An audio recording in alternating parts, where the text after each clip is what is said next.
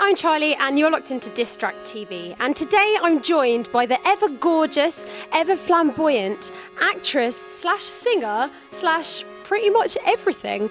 She's come all the way from the hills in LA to LDN. It's Meital. Thank you, Charlie. It's my pleasure. I'm really excited that we're having the hatting match element. I know, we didn't even match this, we just turned up with matching hats. It kind of just happened off the cuff, didn't it? We look pretty cool. Do we look cool? Do we look cool? Do we look silly? Yeah, we look cool. So is this your first time in London or have you been before? No, I've been in London. I really love it here, so I'm trying to come as often as possible. Have you been for tea with the Queen yet?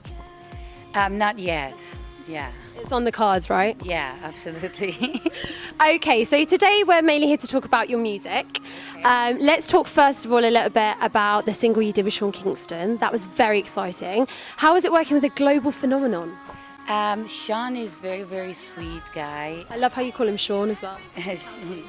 Well, Sean Kingston is a very sweet guy. He's very down to earth, very humble, and it was a great collaboration. And my new single, Give Us Back Love, produced by DJ Reflex, just started climbing the charts, and we're about to release the video soon this month. So I'm very excited. And your one with Sean Kingston actually got to number 5 in the UK club charts. That's how we know about it. Number 5. So yeah, high five on that. So obviously your previous videos, one with Sean Kingston, you jumped out of an aeroplane. Now, was that real or was this kind of like screen? I can't tell you. I can't reveal the truth. No, I mean, the idea, the jumping out of the plane and all that, it's symbolizing basically me and Sean were kind of like a peace troop, and we were flying in our plane, and it was a peace plane. And then we saw the tribe and they were fighting and all that, and we came downstairs to save them from the fights. Do you have a stunt double? No, I did not have a stunt double. It was part of, yeah, I did all the flip-flops and all the acrobatics, and it was part of the surprise actually, because one of my dreams, I always dreamed that I was flying, and I have this repetitive dream since I was a kid. I have a few more dreams, but I won't bother you with that. But so this dream, and this is something I really, really wanted to do, which was acrobatic and gymnastic, and it was something that I really got to do when I was rehearsing for the Anya video, because initially I had a double, I had a stunt. Yeah, and then when she came, it was like one girl was too short, the other girl was too tall. I was like, none of them is gonna, exactly. Can you chop a little bit and combine it? So my guy, you know, one of my coaches just said, why don't you just come here and try to be pushed up and then try to flip and then just, yeah. So it was really fun. It was a big surprise. So you've gone from that video, and obviously the video in Yummy, you're wearing very little, some red boots, you had the boxing gloves on. For costumes and for stylists, so we just decided to go natural. Just very au natural. Yeah, exactly. So the new video with Akon, would you say it's more like leaning to the one with Sean Kingston, or are we going to be seeing a little bit more of the boots? Sort of? That one is going to come later. The music video of Give Us Back Love, which is the next single, is has a featuring pet monkey that I have. Her name is Cecile. So she was trying to steal the show at some point. I needed to put her in a place and kind of explain to her that she's the pet tiger, pet monkey, and I'm the star of the shoot. But she got it finally. And you were saying earlier, obviously you've got a pet tiger. Is that right? Pet monkey. Yeah, we all live in harmony. So do you live in a zoo by any chance? It's not a zoo. It's just it's just a family with different just different members. Some of them are tiger and monkeys. We have other members, but these are the only animals. So very quickly, I've got to talk about your mass Facebook and Twitter following. Over 300,000 people, I think it's 350,000 on Twitter, sorry.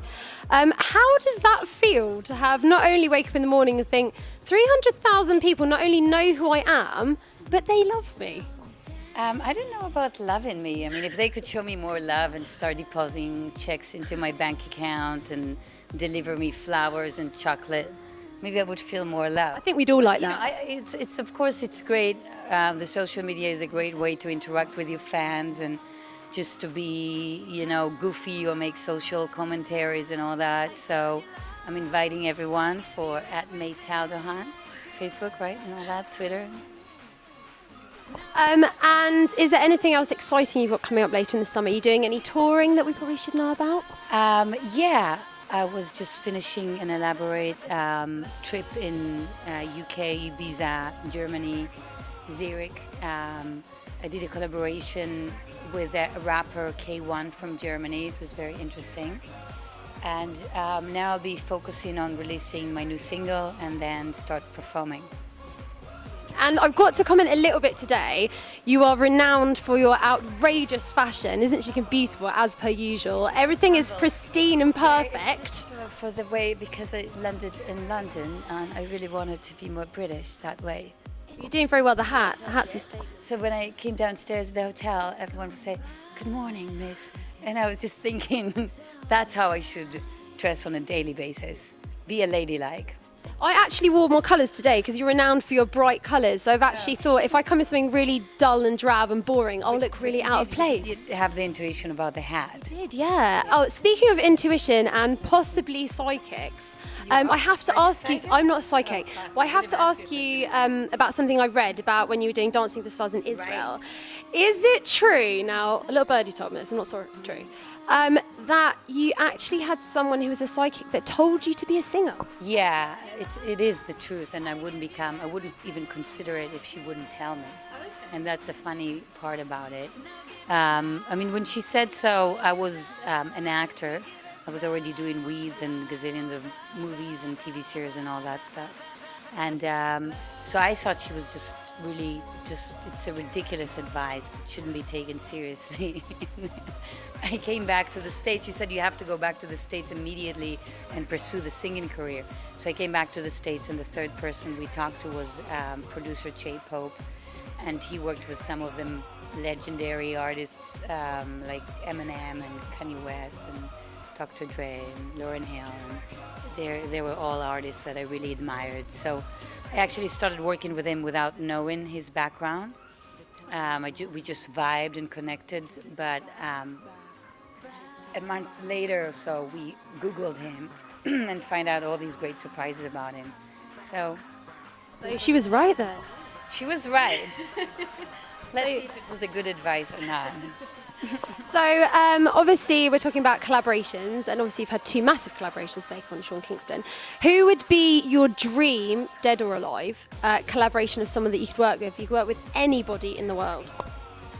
Well, I would actually say like a female duet with Beth Gibbons, the main singer of Portishead, just because it's kind of, in my music, the album eventually is going to be electro-pop album that's combined different genres of electro-pop, from dubstep to trance to lounge music, dance, and I think I would have loved to do.